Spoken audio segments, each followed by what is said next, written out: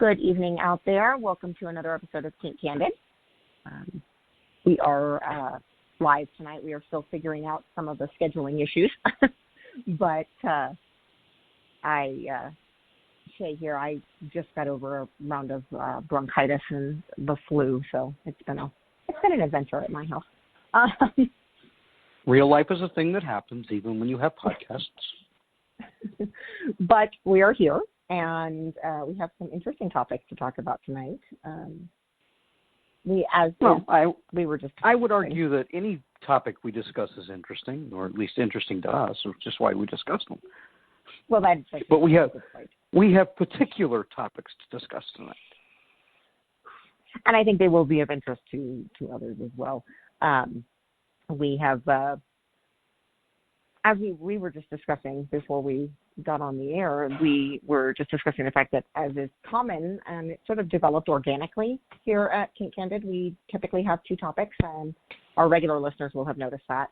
And that's true again tonight. That's sort of become our standard format around here. So with that said, I'm going to jump into our first one. The first topic relates back to the soapbox that I recently put up. If you anyone out there listen to that,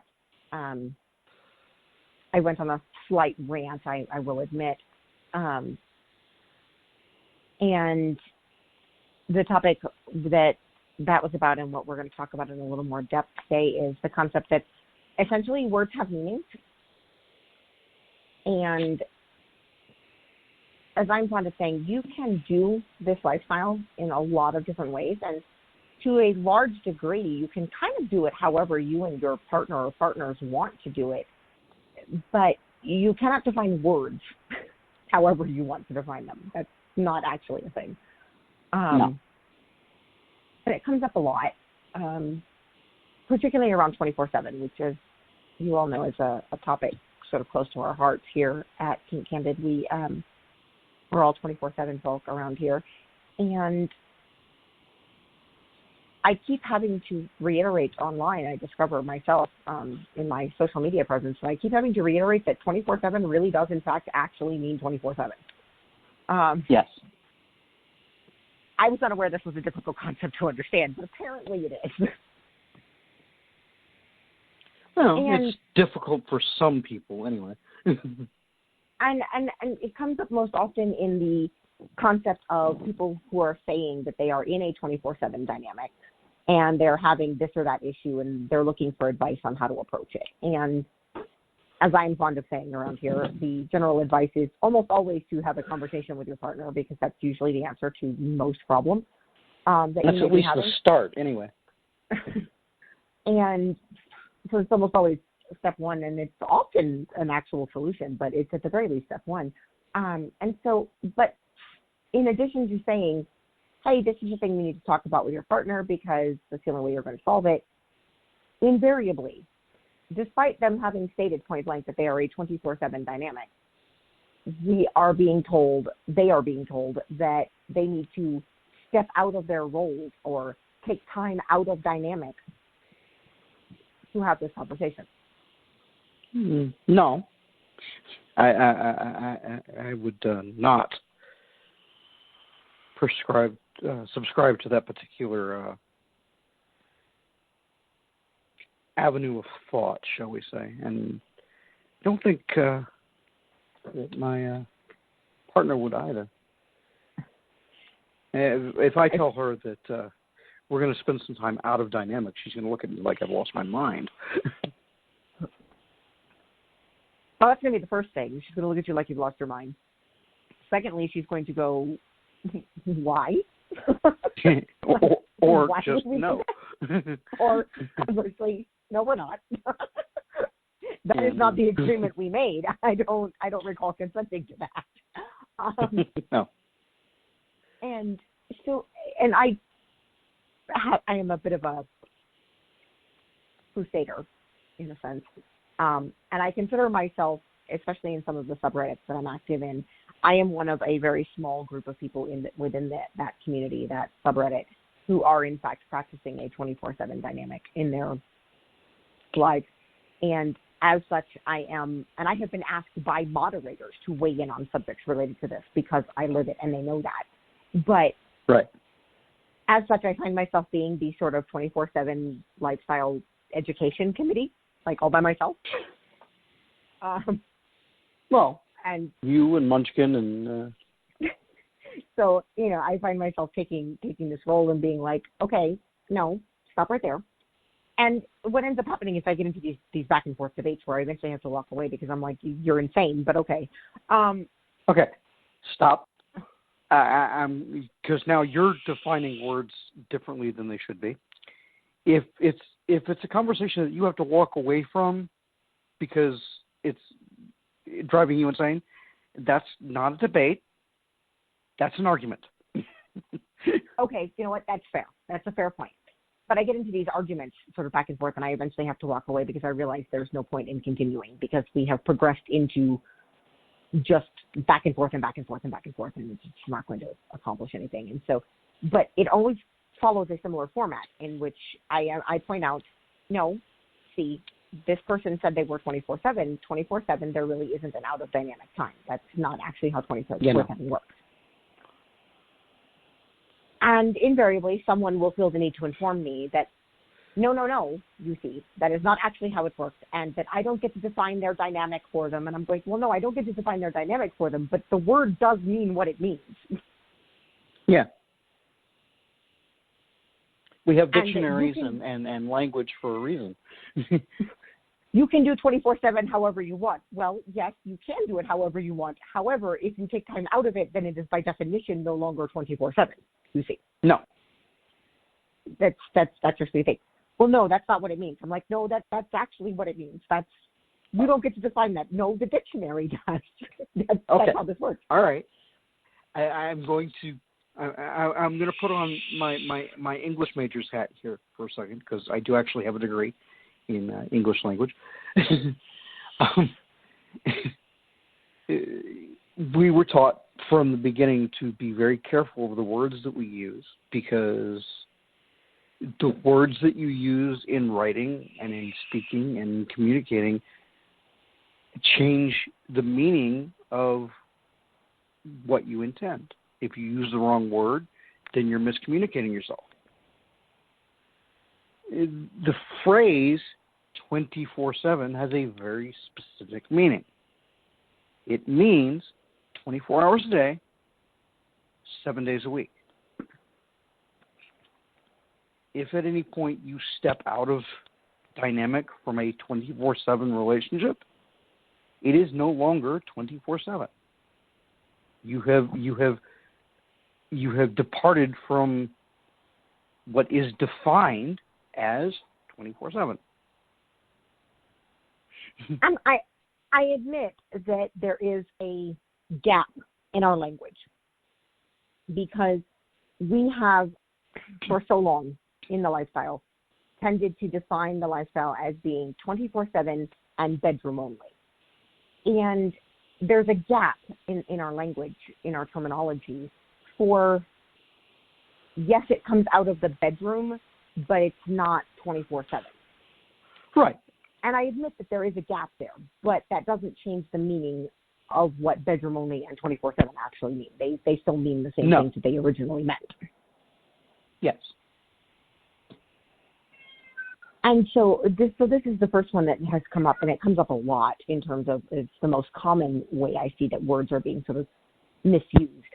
Well, it's 24/7, but we still take breaks. We take time out of our roles or out of our dynamic. And well, then by definition, it's not 24/7 at that point. That's what that means. And so that's the first one. The other one that came up again today, I saw online, was the definition, the use of the word dangerous in reference to a dominant individual. Now. Oh, Lord. See, now. Yeah, it's going to get interesting. There are people. You're letting her get into her stride. There are people in the lifestyle who are dangerous. That's just a fact, just as there are people in the world who are dangerous.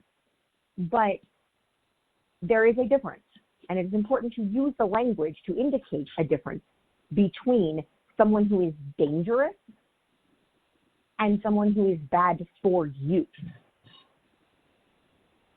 The issue at hand in the post I'm thinking of right now was related to a submissive who is engaging in a mostly text and phone at this point. They have not actually met in person yet. Interaction with a potential dominant partner for 10 days or something like that, or somewhere in that range of time. And leaving aside the next part, because it's going to ring some bells in your head, I know, because it did in mine too.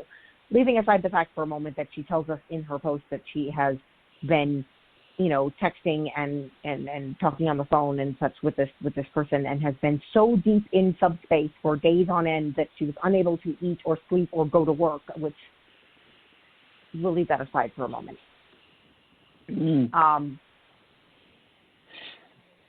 This person is not engaging in what I would consider to be sort of relationship themed actions. When we talk about relationship actions, there's a difference between a kink partner and a relationship partner. And for me, they are the same person, but for other people, they are not. And the issue, to me, it looked like it related to the fact that she was looking for a relationship partner and he seemed to be looking primarily for a kink partner. And therefore was mostly focused on the sort of sexual aspects of their texting and calling, and, wasn't engaged in enough aftercare for her taste, things like that.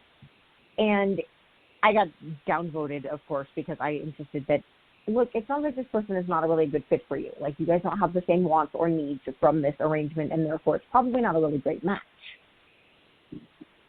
But her position was that somehow this person was dangerous, and people were encouraging her to consider this person dangerous. Nothing in her post indicates this person is in any kind of actual danger to her.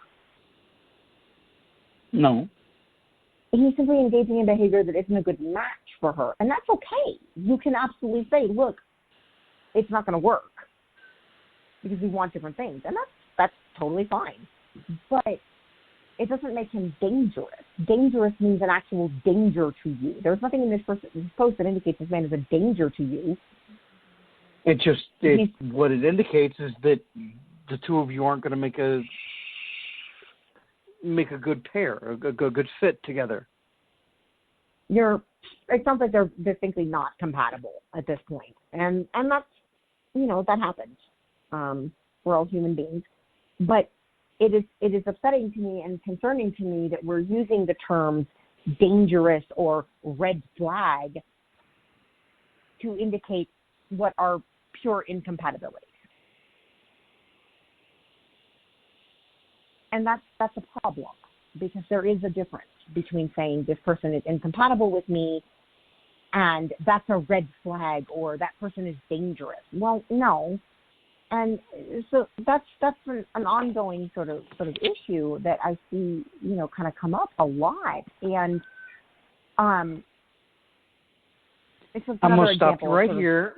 I'm going to stop you right here and warn our audience that we have stepped into an area that is one of Shay's pet peeves. If you're new to our audience, you're going to hear this a lot. Yes, I despise the term red flag. I think it is used far too easily. And 9 times out of 10, when I see it used, particularly online, it's what they're describing is actually an incompatibility, which is a legitimate thing, but it's not the same as a red flag. And so it's a pet peeve of mine. And finally, on this matter, can we please have a discussion about the terms subspace and subdrop? Because they are being used incorrectly. You have the mic. They are being used incorrectly. Subspace, in actuality, refers to an almost altered state of mind, and it is a result of hormones and endorphins and adrenaline. It's really quite cool. It's a really awesome feeling. But it's a very specific sort of thing. Subspace does not, in fact, mean I am feeling submissive or I am in a submissive headspace. They're different things. Subspace also does not mean being submissive at this moment. I was in subspace because I did what I was told, therefore I was in subspace. Well, no, that is not what subspace means.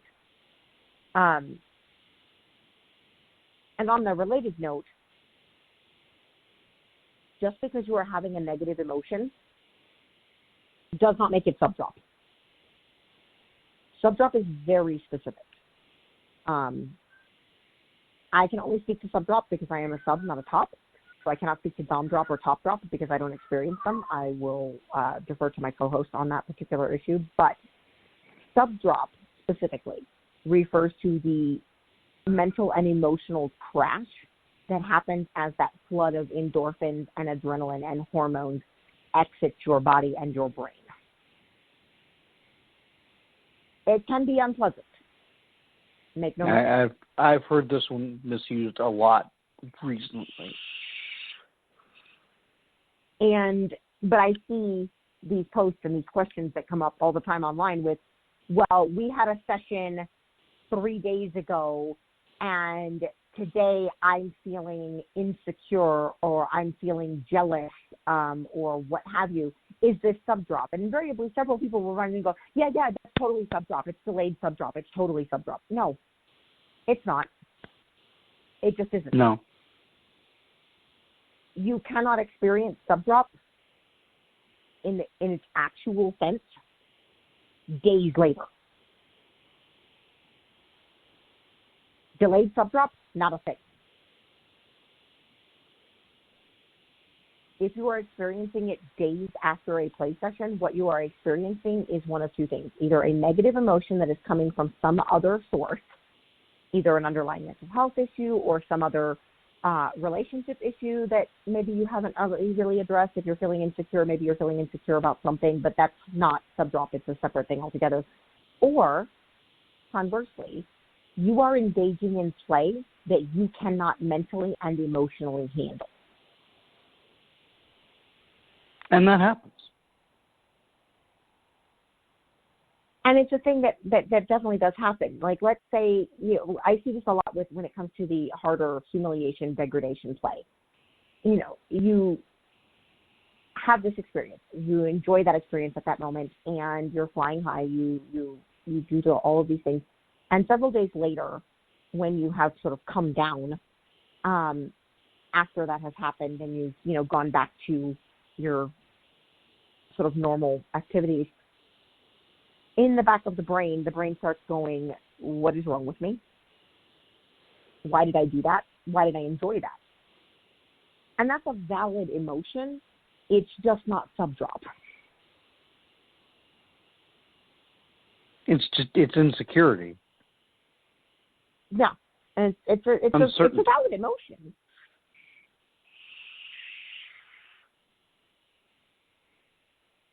And it can and should be addressed.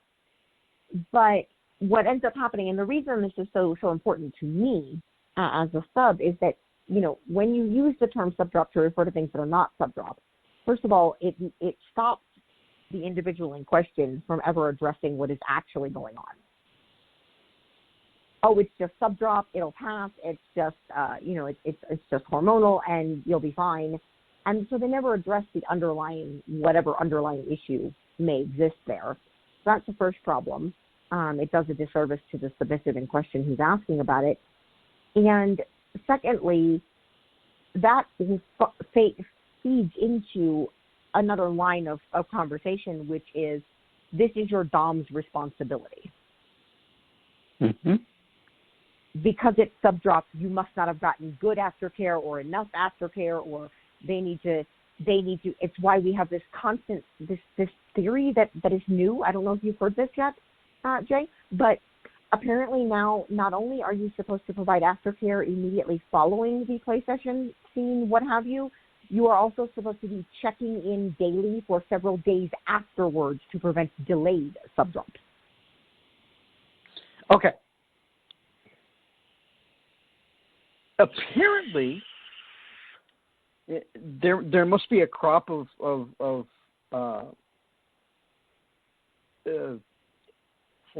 for lack of a better term. Let's see if I can do this politely. No, I can't. Busybodies who have decided that I have nothing else to do in my life other than scening and aftercare.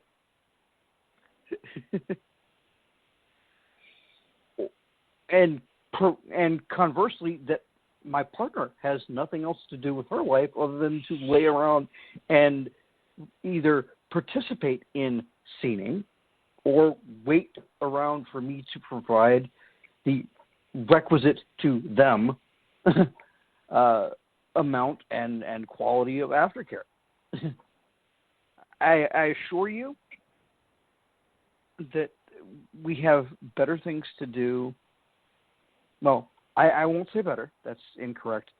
But we have other things that need our attention besides these two aspects of our life, scening and aftercare. I do provide aftercare to my partner when we play. As anybody who's heard the show before will know, we spend a lot less time scening than this particular crop of, well, busybodies seems to think is appropriate. If you're a member of this particular crowd, you're welcome to disagree with me. You're also more than welcome to turn off the podcast at this point, because I promise you I'm going to offend you if I haven't already. But no, I do care for my partner's mental and emotional health. I do make sure that she gets the attention and the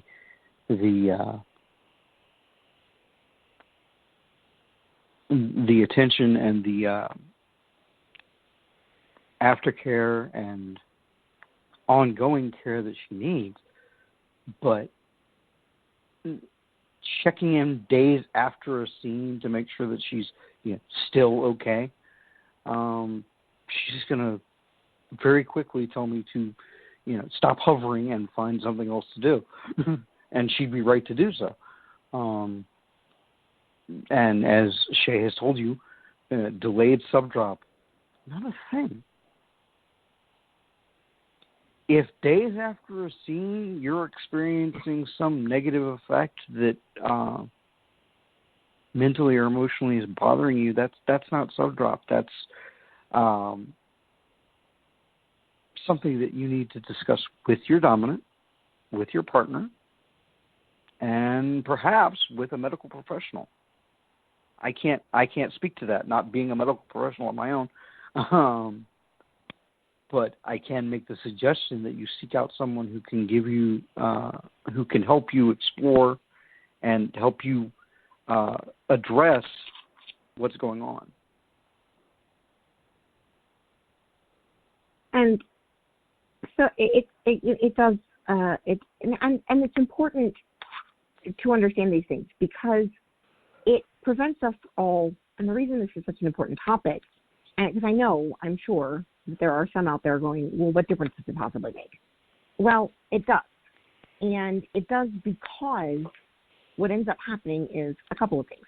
One, you drive people like me absolutely bonkers because you continue to tell us that 24/7 does not actually mean 24/7. And yeah. I pull my hair out. And I'd like to correct you and say us instead of just the singular me or you. You're driving both of us insane at this point.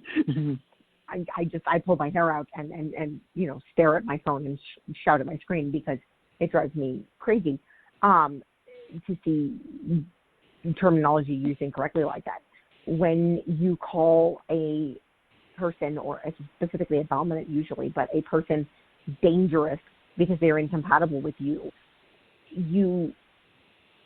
damage them and the ability of them and people, anyone like them, to have a positive experience in the lifestyle because they're getting labeled as red flags or what have you. When you say things like delayed subdrop, which is, again, not a thing, and that the appropriate response, first of all, that puts all of the responsibility back on the dominant, which is not fair. And it does also remove the impetus for the submissive to address whatever is actually causing those feelings. And it also leads to people getting labeled as bad dominants through no fault of their own. So I saw weeks ago a post from someone who had a sort of pickup play session with a dominant a few days earlier. And this dominant had, played. They both enjoyed the play session. Everybody was good. There was appropriate aftercare following the scene. 2 or 3 days later, this person is experiencing some negative emotions. And rather than look at why she was feeling these negative emotions, this person began to assume that it was delayed subdrop because they have been told that is a thing, and began to not only assume that that's what it was, but to blame the person they had played with because, well, I don't know if he didn't know he was supposed to be checking in afterwards. Well, no, he didn't because it's not actually a thing. He's not supposed to do that. And if you wanted that, then it was something you should have discussed ahead of time, but it's by no means a requirement. But these people believe that it is a requirement because they've been told that delayed subdrop is a thing and that delayed subdrop is prevented by this ongoing aftercare. And that's not to say, I'm sorry to interrupt your flow here, but that's not to say that aftercare is not a thing. We've had that discussion before. Aftercare most certainly is a thing and is, I want to steer away from the word required, but necessary is the word I want to use there. But that what isn't a thing is this ongoing days after sort of hovering, or what shouldn't be a thing anyway, at least in my frame of mind. And it is important to note that I speak only for myself when I say this, but I firmly believe that aftercare is absolutely a negotiable thing. Should be. That there is, outside of immediate tending to physical needs, if there are wounds or burns or what have you, depending on the type of play you're engaged in, outside of that, anything above and beyond that immediate physical tending to physical needs is not required by any dominant. And if it is something that is important to you as a submissive, you are responsible for speaking up and saying, this is what I need, this is what I expect, and then making your decisions based on their response. If you say to a dominant, I expect you to check in with me for the next 3 days after we play, and the dominant says, I am not willing to do that, that is okay. They are not, in fact, a bad dom for doing that. You, however, are they're just incompatible with you. Right. You are then entitled to say, then we cannot play together. And that's acceptable. But going online and labeling them a bad dom who doesn't do aftercare because they didn't do it the way you wanted them to, and or they don't think it's necessary to check in for however many days. I think 3 is the number I see most often, but I've seen bigger numbers than that get thrown out there. None of those things make them a bad dominant. They just don't make them a good match for you if that's what you're looking for. Personally, if my dominant comes to me every day for the next 3 days after we do something, but are you still okay? I'm going to lose my mind. Yeah. Please find something else to do with your time because you're making me bonkers right now.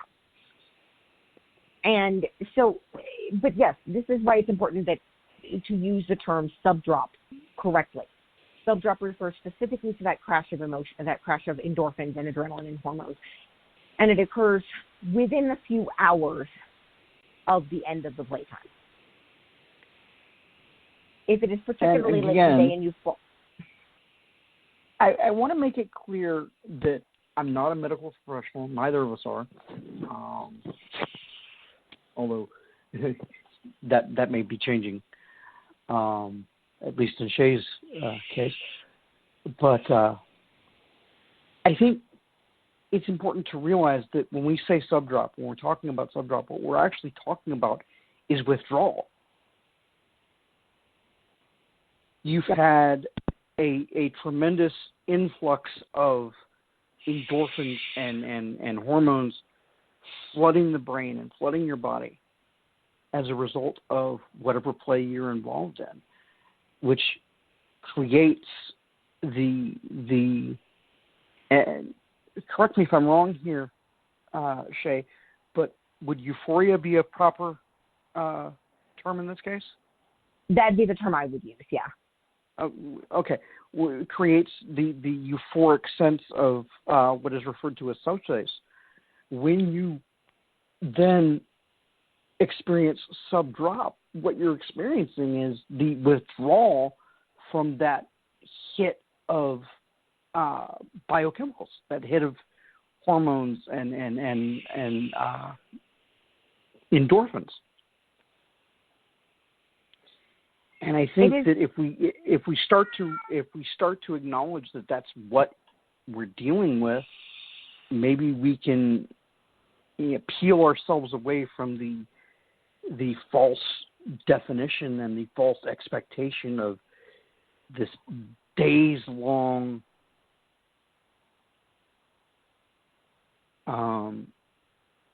experience of subdrop. And not only that, but the confusion of subdrop with the more appropriate phrase of I'm simply not in the mood. Right, and a lot of times when I see subdrop used, it's important to note that I rarely experience subdrop personally. It's not a thing that generally happens to me. However, when I have experienced it in my past, it is almost invariably within no more than about 24 hours, depending on how long your hormone high lasts, typically within 12, and certainly within 24, as those levels drop back to their baseline. It's not uncommon, not all that different from what happens in the postpartum period for women who have had children. Your body has a lot of hormones while you're pregnant, and then once the baby is born, those hormone levels begin to drop rather rapidly, and it can be a really intensive sort of experience because your body is experiencing a withdrawal of where did all those hormones go. And that's sort of akin to what we're experiencing when we talk about actual subdrop. But more often than not, what I'm hearing it used to mean is not hormone withdrawal, which is what it really is, and more I'm feeling anxious or embarrassed or insecure or just sad about whatever. And just because you are missing your dominant or you are feeling insecure about your relationship status with your dominant or you are feeling anxious about things, none of those are inherently subdrop. Or pissed off because your dominant did X, Y, or Z. Right. Again, not subdrop. And if you are starting to question, for our listeners, if you are questioning yourself, is this subdrop? The first question you must ask yourself is how long has it been since the last time you engaged in play that would have caused that hormone flood? If it has been more than 24 hours, the answer is no. It just isn't. The hormones don't stay in your body for that long. It's just not possible. Now, it is important to note that during a period of subdrop, when those hormones are dropping, if you are experiencing a negative emotion, anxiety, jealousy, insecurity, what have you, those things can be very much amplified during that period. But that is not the same thing as saying, I played 4 days ago and I'm feeling anxious today. Is this subdrop? Well, no, it's not. It isn't. That's plain old human emotion. So it's important to sort of note that, because it is not, and the reason it's important is, like I said, is it because when you label it subdrop, that then puts all of the responsibility for fixing it back onto it's your dominance problem. They're not providing enough ongoing aftercare, instead of telling you, hey, there's something obviously going on. You should look at what that is. And I think it does. Unloading all of the responsibility onto your dom's shoulders isn't necessarily fair to either of you. It's not. It puts the responsibility for them on something that they probably can't even really fix, which is super unfair to them. And it prevents you from actually addressing whatever the actual issue is. If you're feeling insecure about your relationship, then you're feeling insecure about your relationship, and you should address that within your relationship, rather than saying this is delayed subdrop, you need to provide better aftercare.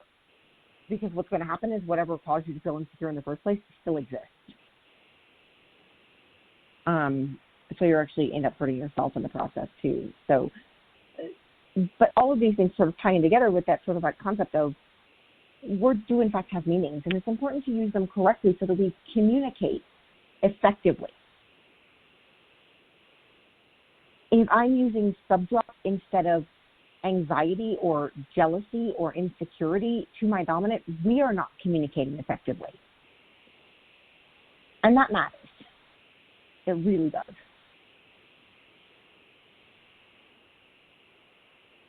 On our second topic note for the evening, I have noticed a trend in the sort of online circles that I run in. And it does concern me a little bit, not for myself, but for just humanity and the lifestyle as a whole.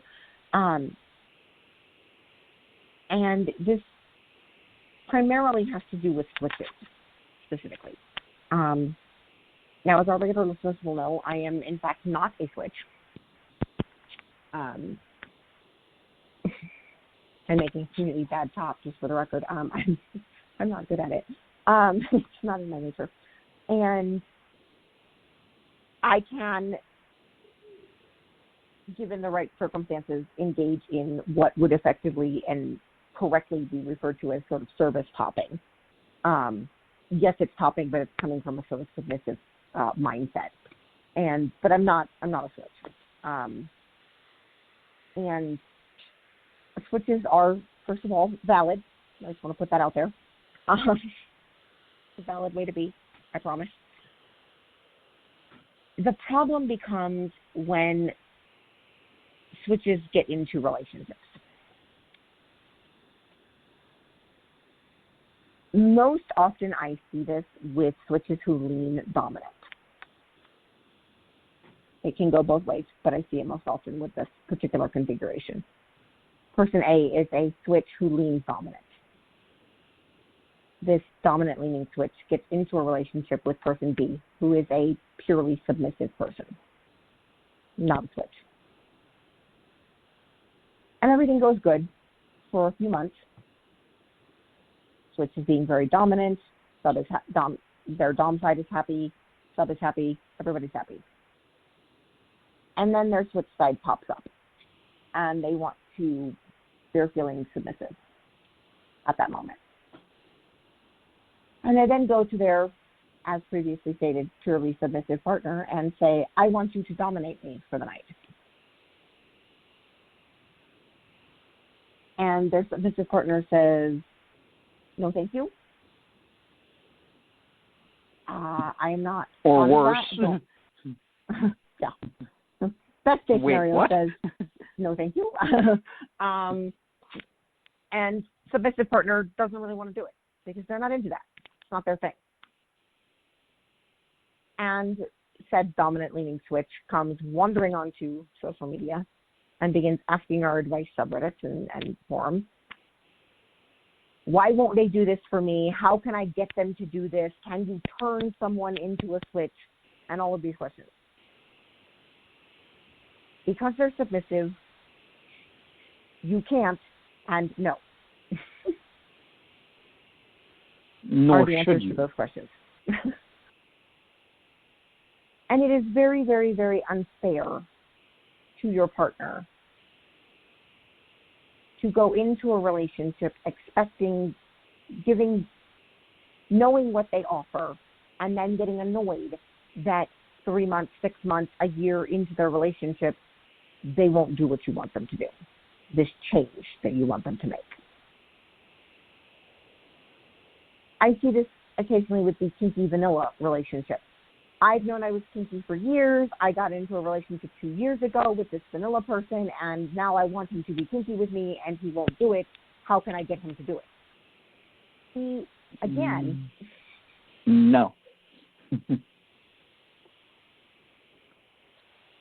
Your vanilla partner or non-switch partner in these scenarios that I'm describing did not misrepresent themselves.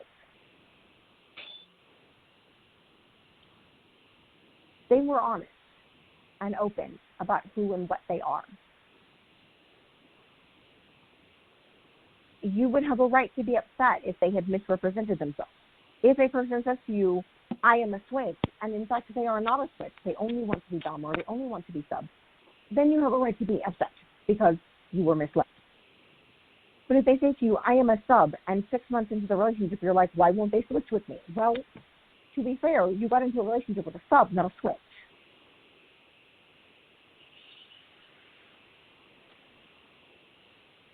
And I want your thoughts on this because I think I know what's happening. Okay. This is a theory, but I'm going to throw it out there. I think the issue boils down to we have begun as a society, as a community, so to speak, to no longer view your role within the lifestyle, whether that be dom, sub, or switch, as hardwired. We view them all as interchangeable hats that some can put on and take off at will. And for some, that's exactly the case. Right. But because we view them inherently as being that way for everyone, if it was a hat that everyone could put on and take off at will, then I can understand where it would be frustrating. You can put on this hat, you just won't. And I think that's the problem, is that for some of us, our role really is hardwired. Yeah. Because, like, for me, who I am in the lifestyle is hardwired. This is who I am. And it's not, I won't put on the other hat for you. It's that that hat doesn't even fit me.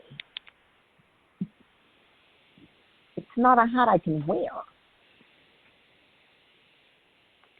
And since we're here, I'm gonna stretch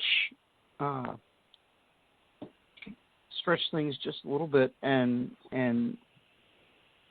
propose to you that not only is it possible that being dominant or being submissive are hardwire settings, but it's just as possible that being a switch is a hardwire setting.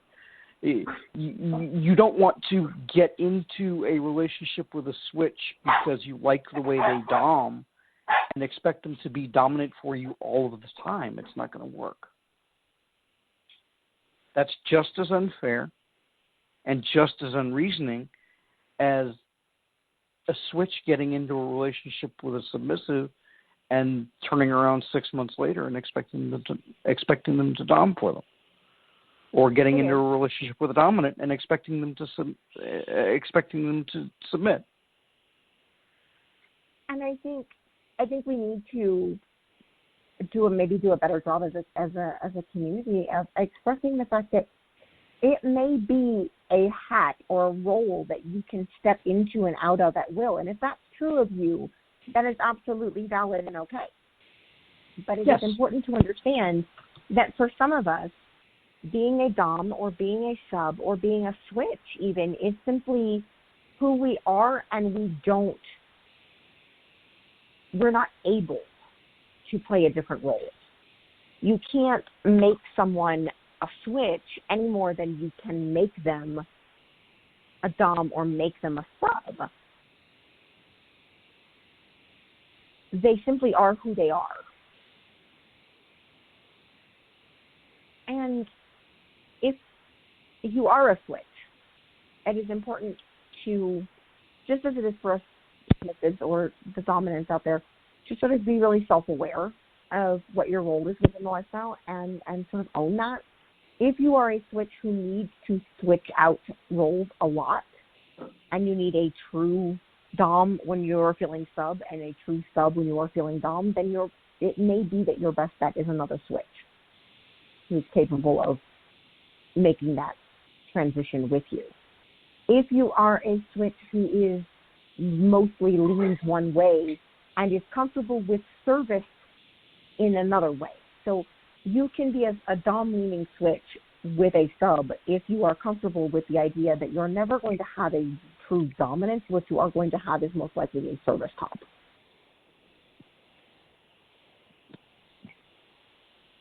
Because many subs are capable of service topping. But regardless of what it is you feel you need, the first step, as always, and you'll hear this from us again and again and again. If you're new, welcome to the party. Here's your script. The first step is always communicating, making sure that you understand what is being offered to you, and that your partner understands what it is you need and what it is you offer to them. Okay? If you can't communicate, if you refuse to communicate, then any relationship you step into is going to end up being unfulfilling and unsatisfying. It really is. It is the backbone of everything that we do. And it becomes incredibly, you might think, some of our listeners, you may think that in a 24/7 relationship like ours, or a long-term relationship like Jay's or mine, that we have less of a need for this sort of communication. You've already done all your negotiating. You know how it works. There's no need to do this. Oh, no. Mm-mm. Please allow me to disavow that notion right now. And note that the word that I used wasn't negotiation. It was communication. Negotiation may be an ongoing thing, or it may be a once and done, and once the rules are laid out, everybody's happy. But what you need is ongoing communication. We still do. Years into our relationship, we still have sit-downs. And sometimes they are inherently sexual. It's, this is what I'm feeling like I might want to try. How do you feel about it? Let's talk about it. We do the BDSM test every 6 months or so, just because it's interesting to see how they change, because it does. 19 years in the lifestyle, 5 years with my partner. Better you than me. That's I get the need to reevaluate from time to time, and I won't shame you for it. I couldn't if I wanted to, but sitting through those inherently text-heavy and reading-heavy surveys, if you will, just is not my bag. I can't. Yeah, that's fair. But it's interesting, 19 years in the lifestyle and several years with my partner, and I still find that in the space that when I take it, my results now are not what they were a year ago, even at this point in my life. And so we do have these sort of communications about those things. We also have communication about just relationship stuff, because, we're human beings. And sometimes it's about, I'm feeling this, I'm feeling that, I need, sometimes it's not even about sex. It's I need more of this outside the bedroom aspect or less of this outside the bedroom aspect. These sorts of things, come up. Plus all the normal married people stuff like who's going to get the groceries and when are we out there and we're doing laundry. But we still have these communications. We still have these conversations. We still have, sort of regular check-ins, so to speak, with each other where we talk about how are you feeling about things? Is there anything that's on your mind? Where are you feeling? And those things matter, and they continue to matter. But we can, in fact, do them still in dynamic. I want to throw that out there. We have these conversations all the time, and we don't step outside the dynamic to do it. It's not strictly necessary. Just putting that out there. But it requires a lot of sort of open communication, honesty, and a certain amount of vulnerability. I see these questions come up online with, how do I talk to my dad about this? I don't know how to talk to him about this. This is such a scary subject. It's a big topic. It's whatever. And if you can't be vulnerable with your partner, you're going to have a bad time in this lifestyle. Just straight up. And I go through you doms too. If you can't be vulnerable with your submissive, you're going to have a bad time. It's not going to end well.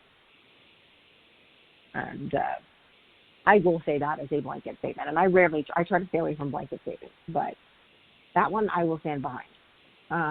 If you can't communicate and you can't be vulnerable and open with your partner, you're going to have a really bad time. And that's I legitimately feel like that is a fair blanket statement at this point in all of my years into it. My listeners will get a kick out of this, and so will you, Jay.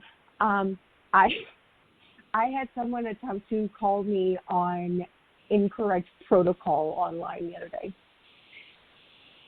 I'm sorry? So that was fun. Oh, yeah, that was hilarious. The discussion was related to what it meant to be collared. And the point that I was making to the original person who asked the question was that it is important to distinguish the difference between having or wearing a collar and being collared by someone. Please turn to page 92 in your hymnals. These things are not necessarily the same thing. Just because you have a collar on, there are many people who wear a collar during a play session, but they do not consider themselves to be collared. No. And that's perfectly valid. And that's valid.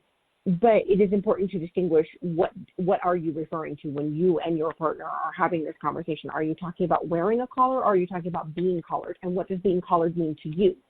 Because it means different things to different people. My point is it usually means there's some sort of commitment to each other on some level, but what that means is going to vary a little bit. And it's really a conversation that only you and your partner can determine. And I had someone attempt to call me out publicly for not capitalizing the C in the word collar. Oh, my God. Because these things are important in DS, and it's, a way of showing respect and blah, blah, blah, blah, blah. I'm here to tell you, they may be important to some people. They are not important to me. They're not important to 99.9% of the dominants that I know.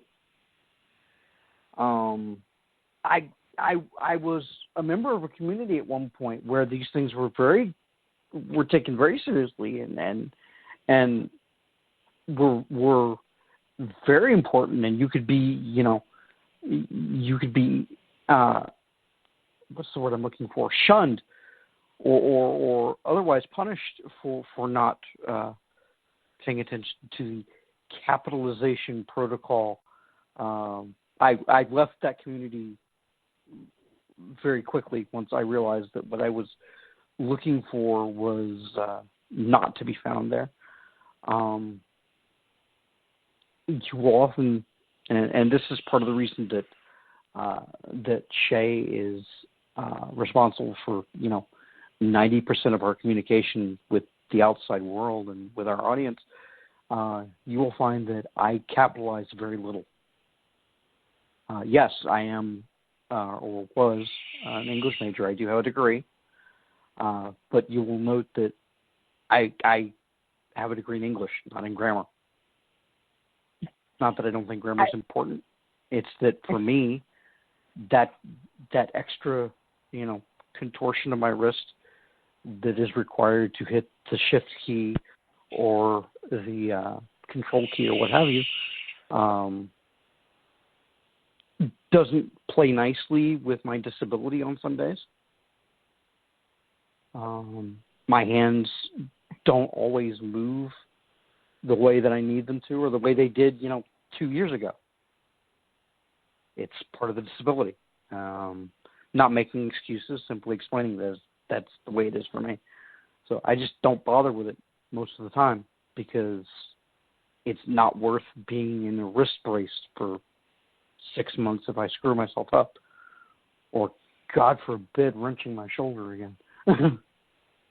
And I got a this, you'll get a kick out of this response. It was informing me that these things are important in DS, like always capitalizing sir. Capitalizing the C in collared helps show the distinction between collaring someone and just putting a collar on them. It may be nitpicky, but everyone in this thread is getting it wrong. To which I responded as follows. I came out of extremely high protocol master and slave. Even there, we didn't capitalize collared. Sir, master, or even he and him are capitalized, but collared was not. It does not show the distinction to most, and it most definitely not important in DS. It is important to you, perhaps, but that is by no means universal.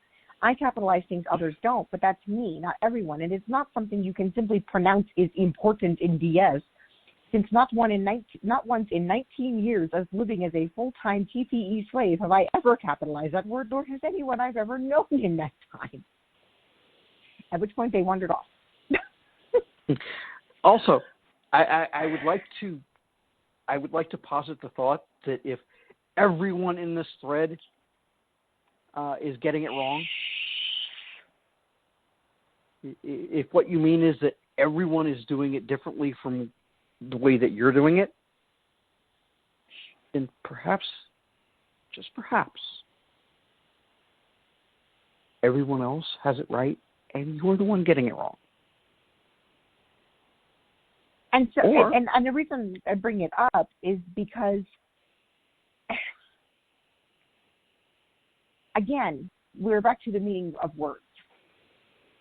Mm-hmm. Important to me and important in the lifestyle are two very, very different statements. Yes. And using them interchangeably is not okay. No, it's not. It's often headache-inducing. Please do not. It makes me want to, smash my face on the keyboard.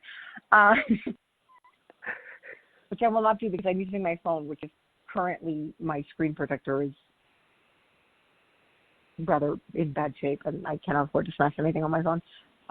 No. So, on that note, I will wrap us up for the evening and tune in next week because it's going to get real interesting because we're going to talk about BDSM in fiction. Oh Lord. Books, TVs, movies, all that stuff. We're gonna touch on that. I think it's important, and I think that's something we're going to do. So we're gonna delve through a variety of BDSM portrayals in the media. Positive and negative, and sort of talk about what they get right and what they get wrong.